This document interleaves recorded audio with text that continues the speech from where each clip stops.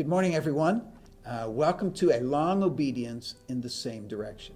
Our goal with our series is to affirm people that have been saved a long time and have been walking with God over the long haul, and to encourage all the rest of us that are newer in our faith to be able to take steps and to discover maybe from these folks some keys to their walk with God that can sustain the rest of us over that long haul. So Lisa Kellstadt has graciously agreed to be interviewed today, and Lisa and her husband Dwayne became a part of our church over 25 years ago, and faithfully involved over those years.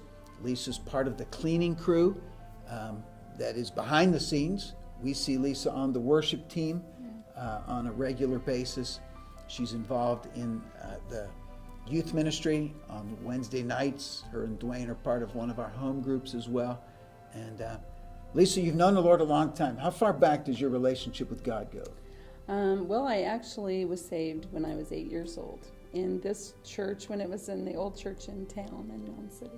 When you were 8 years old. So I'm not going to give any secrets away, but let's just say that was over 45 years ago. Yeah, it probably was. Okay. Yeah. So we'll just settle on 4 decades. There you go. That sounds that Lisa has been following the Lord. Yeah. What would you say has been a key to your walk with God, to sustaining you in your walk with God over the years?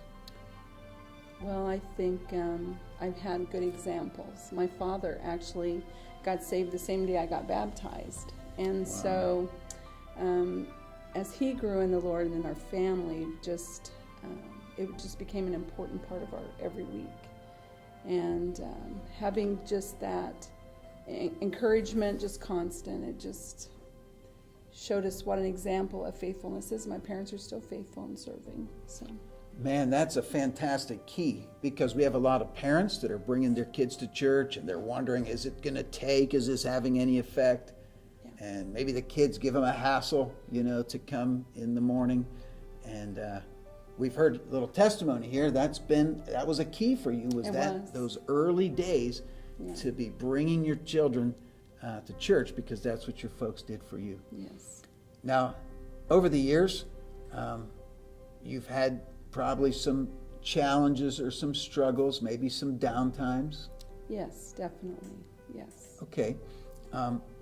And I think that's important to note, that for somebody to sustain their faith in the Lord, it's not all just smooth sailing.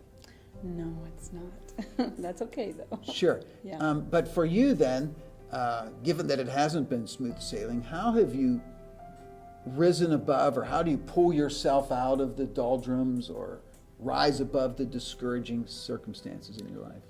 Well, definitely prayer.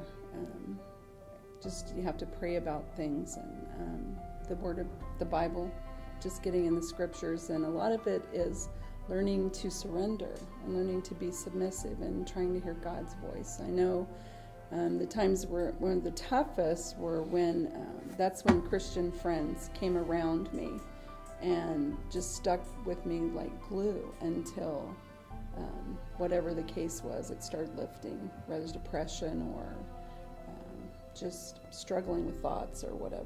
Okay. All that kind of well, stuff fascinating keys there then to talk about Christian friends that you got around. Mm-hmm. And you had to probably make an effort to get some Christian friends around you and to be around Christian friends. Yeah, I did. And seems like you have a tendency to want to pull away and be by yourself during the hard times, but as a Christian, that's when we need to be forceful about our relationships, and if you see someone struggling, just to go after them. And it may not be anything other than just a kind word, but that's really helpful. Wow, that's excellent. Now, I went through that list of things that you're involved in here at the church, from worship to youth ministry and the cleaning crew. And you've been a part of those things, those kinds of ministries throughout these years. What keeps you going? Where do you get your vitality for that, or your desire for that? I just love Jesus.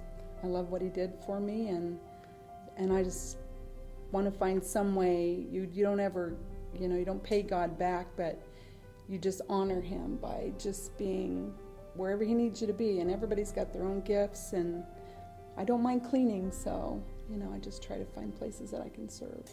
Wow, that's excellent. Well, Lisa, thank you very much. Back to our worship and the message now.